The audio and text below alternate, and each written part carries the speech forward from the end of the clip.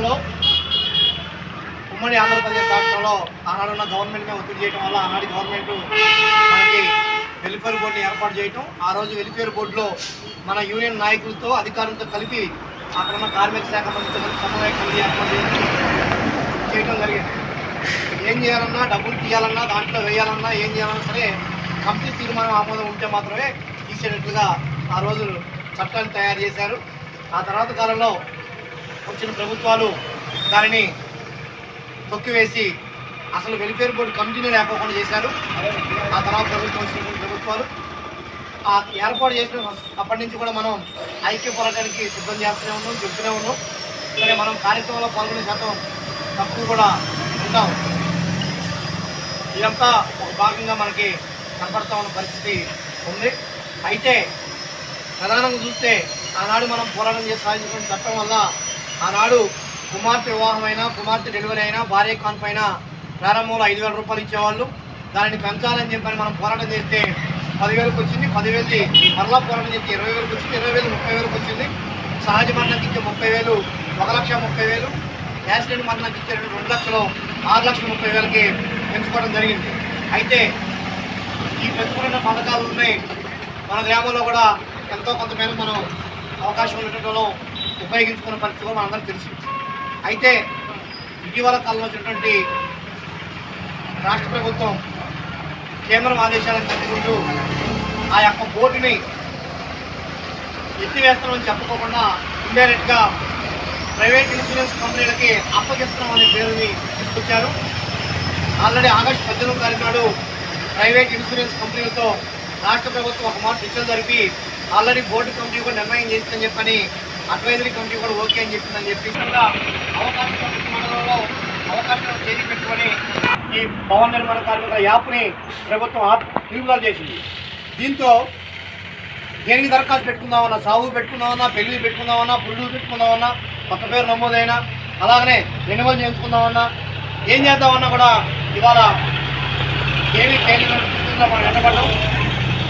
మరి మన సిఐటి రాష్ట్ర కేంద్ర నాయకత్వం కోటంరాజు గారు, ముదాంశీర్ గారు, బొంగూరు రామల్ గారు అందరూ కూడా ఇటీవల కాలంలో అక్కడక్కడ సర్వే చేస్తే ఈ బోర్డుని నిలుపుదల చేసి ఆన్లైన్ ఆఫ్ చేసినటువంటి ఈ నెల రోజుల కాలంలోనే సుమారుగా 1,70,00,000 కార్మికులకు అన్యాయం జరిగిందని ఒక అంచనాకి వచ్చారు. ఎలా తెలిసింది? మన యూనియన్ ఉండబట్టి యూనియన్ ద్వారా డెలివరీ దరఖాస్తు పెట్టుకున్న గతమంది సిద్ధమయ్యారు, పెళ్ళైన ఎంతమంది సిద్ధమయ్యారు, చనిపోయిన ఎంతమంది సిద్ధంగా దరఖాస్తు పెట్టుకోవడానికి ఉండి ఆన్లైన్ పనిచేసే కార్యక్రమం చూస్తే మన వాళ్ళు ఒక జిల్లాలో అంచనా కడితేనే 1,70,00,000 హైదరాబాద్, రంగారెడ్డి జిల్లాలో దరఖాస్తులు పెట్టుకోవడానికి ఉండి అవకాశం ఉండి బోర్డు ఆన్లైన్ ఆపడం వల్ల ఉందని. అంటే ఇప్పుడు ఖమ్మం జిల్లాలో చూస్తే అంతకన్నా ఎక్కువ ఉండొచ్చు, తక్కువ ఉండొచ్చు. అలా రాష్ట్ర వ్యాప్తంగా చూస్తే కనీసం ఒక 10 కోట్ల రూపాయలు డబ్బులు తీసుకోవడానికి బోర్డు నుంచి కార్మికులు ఎదురు చూస్తున్నారు. కానీ ప్రభుత్వం ఆన్లైన్ ఆఫ్ చేసి మరి ఈ తిరిగి కొనసాగించదో కూడా తెలియదు. దాంతోపాటు ఇంకోటి ఏం చేసింది, ఈ ఇన్సూరెన్స్ కంపెనీలకు అప్పగించేటప్పుడు ఇంకో మాట కూడా చెప్పింది. ఏమని? డెలివరీ డబ్బులు రావు, పెళ్లికి రావు, అనారోగ్యం చనిపోతే రావు, యాక్సిడెంట్ అయి చనిపోతే 5 లక్షల రూపాయలే మాత్రం ఇస్తాం. యాక్సిడెంట్ అయిన వెంటనే 24 గంటలలోపు ఆ కంపెనీకి సమాచారం ఇస్తే వాళ్ళు వచ్చి ఫోటోలు తీసుకొని పంపిస్తారు తప్ప లేకుంటే వేరేదేమీ లేదనేది కూడా తీసుకొచ్చారు. అందుకని వీటన్నింటినీ మనం వ్యతిరేకిస్తూ ఇన్సూరెన్స్ కంపెనీలకు అప్పచెప్పేటువంటి ఆలోచనని ప్రభుత్వం తక్షణమే విరమించుకోవాలి. వెంటనే ఆన్లైన్ పునరుద్ధరించాలి. మా యూనియన్ రాష్ట్ర నాయకులతో ఉన్నటువంటి అడ్వైజరీ కమిటీని వెంటనే తిరిగి ఏర్పాటు చేసి అన్ని నిర్ణయాలు కమిటీకి అనుకూలంగా, కార్మికులకు అనుకూలంగా జరగాలనేది. అలాగనే ఎన్నో అందమైన భవంతులు కడుతున్నారు. వాళ్ళ దగ్గర మన బోర్డుకు రావాలని చేస్తూ ఖమ్మం జిల్లాలోనే 16 కోట్ల రూపాయల డబ్బులు ఈ అధికారులు వసూలు చేసి మన బోర్డు జమ చేయాలి. అంటే రాష్ట్ర వ్యాప్తంగా చూస్తే వేలాది కోట్ల రూపాయల డబ్బులు అధికార పార్టీ నాయకుల పేరుతో పన్నులు కట్టకుండా ఆగిపోయారు, కట్టి బిల్డింగ్లు కట్టి. అలాంటి వాళ్ళ దగ్గర కూడా పన్ను వెంటనే అధికారులు వసూలు చేయాలని చెప్పేసి, అవి మన బోర్డులు జమ చేయాలని చెప్పేసి, దరఖాస్తు ఆన్లైన్ చేసుకున్న వాళ్ళందరికీ కూడా వెంటనే డబ్బులు తక్షణమే ఇవ్వాలని చెప్పేసి డిమాండ్తో మనం పనిబంధుని పిలుపునివ్వడం జరుగుతూ ఉంది. ఇది ఎంసూరు మండలంలో మన అక్టోబర్ 8వ తారీఖు అనగా వచ్చే మంగళవారం నాడు పూర్తిగా అందరూ కూడా నిర్మాణ కార్మికులందరూ అంటే తాపీ వర్కర్లు కానీ, రాడ్ బెండింగ్ కానీ, సెంటరింగ్ కానీ, ప్లంబర్స్ కానీ, ఎలక్ట్రీషియన్స్ కానీ, అలాగనే పెయింటర్స్ కానీ, ఇసుక్వారీ వర్కర్లు కానీ, పునాది గోధుమ తీసుకోలు కానీ, అలాగనే మన రంగానికి సంబంధించినటువంటి కార్మికులు వడ్రంగులు కానీ అందరూ ఎవరైతే ఉన్నారో వీళ్ళందరూ కూడా 8వ తారీఖు నాడు ఒక్కరోజు పనిబంధు కార్యక్రమం నిర్వహించాలనేది అనుకోవడం జరుగుతూ ఉంది. మన యూనియన్కి అదే మనం పిలుపునిస్తున్నాం.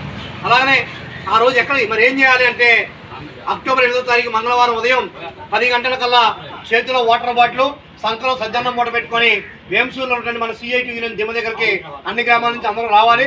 అక్కడి నుంచి మనం ప్రదర్శనగా 10ంటికి అని చెప్తున్నాం అందరికీ. 10 వరకు మనం ప్రదర్శన స్టార్ట్ చేయాలి. 1 గంట లోపల మొత్తం ధర్నా ముగించే పైన కూడా మనం చేసుకోవాలనేది చెప్తా ఉన్నాం.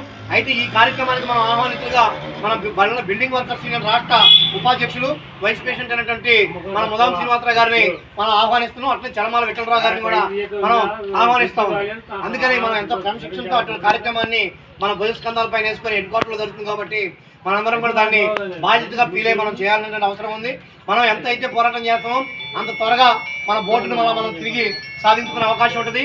లేకుంటే శంకరగిరి మానేలు పట్టేటువంటి పరిస్థితి కూడా వచ్చేసింది. ఇప్పటికే మనకు అర్థమవుతా ఉంది. ఎవరికి డబ్బులు రాట్లా, ఆన్లైన్ పని చేయటంలా, ఇందువల్ల ఇబ్బంది ఉంది. అందుకని ఈ ఇబ్బందిని మనం అర్థం చేసుకొని జీవితకాలం మళ్ళీ బోర్డుని సాధించుకొని మనం అన్ని లబ్ధి పొందాలనుకుంటే గ్యారంటీగా మనం 20వ తారీఖు మొత్తం పని బంద్ చేయాలి. తెలియకుండా పనులకు వెళ్ళటం, అయ్యో నేను ఆ ఊరు వెళ్ళా గారు అలాంటి కాకమ్మ కబుర్లు నేను చెప్పకుండా 8వ తారీఖు నా కోసం, నా బ్రతుకు కోసం జరిగే పోరాటంలో నేను సైతం ఉంటాను, జెండా పడతాను, పోరాటంలో చివరి వరకు ఉంటాననేటట్టుగా మీరు అందరూ కూడా కార్మికులుగా మనం సన్నద్ధం చేయాలనేటువంటి అవసరం ఉంది. ఇక్కడ మనం తక్కువ మంది ఉన్నాం, ఇంకా ఎక్కువ మంది సమాచారం పోవాలి కాబట్టి అది కరపత్రం ఇంటికి పంపించే రూపంలోనా, టామ్ అంటే చాటింగ్ వేయించే రూపంలోనా, మైక్ ద్వారా ప్రచారం ఏదో రకంగా ప్రయత్నం అనేది చేయాలా. ఎప్పుడు మనం కార్యక్రమం ఏది ప్రారంభించినా మొట్టమొదటిగా మనం ఎంసూరు గ్రామం నుంచి శ్రీకారం చుడుతుంటాం. ఈరోజు మన గ్రామం నుంచి మొట్టమొదటిగా కరపత్రాలను కూడా మనం ఆవిష్కారం చేసి శ్రీకారం చుడతాం. ఇప్పటి నుంచి అన్ని గ్రామాల్లో తిరిగి 2-3 రోజులు అన్ని గ్రామాల్లో మనం పంచిపెట్టే ప్రయత్నం చేసి అందరినీ యాక్టివ్ చేయడానికి సిద్ధమవుతా ఉన్నాం. అందుకని ఇప్పుడు మనం దాన్ని అర్థం చేసుకోవాలి. మన కార్మికులు వాళ్ళు వాళ్ళ దగ్గర మీడియా ద్వారా అట్లే అధికార కార్యాలయాలైనటువంటి బ్రోకర్ ద్వారా చేయనటువంటి అందరూ కూడా ఇప్పుడు ఎక్కడ ఉన్నారని చెప్పి తెలియాలన్నటువంటి కూడా బయటపడే అవకాశం ఉంటుంది. అందుకని ఇలాంటి కార్యక్రమాలు మనం అర్థం చేసుకొని నిర్వహించి ఆ కరపత్రంలో ప్రతి విషయాన్ని కూడా చదువుకోవాల్సిన అవసరం కూడా ఉంది. అలాగనే మా కార్యక్రమం ఉంది. మరి మాకు ఎట్లా ఇబ్బంది అవుతా ఉంది, డబ్బులుగా మేము సంఘాలు ఇబ్బంది అవుతా ఉంది, మా యాడ్ వాళ్ళే ప్రింటింగ్ వేయించారు కాబట్టి 2000 కరపత్రాలు వేస్తే మనం బస్సు పెట్టడం సిద్ధమైన సహకారం కూడా ఉంది. అందుకని వాళ్ళకు కూడా మన సంఘం తరఫున అభినందనలు.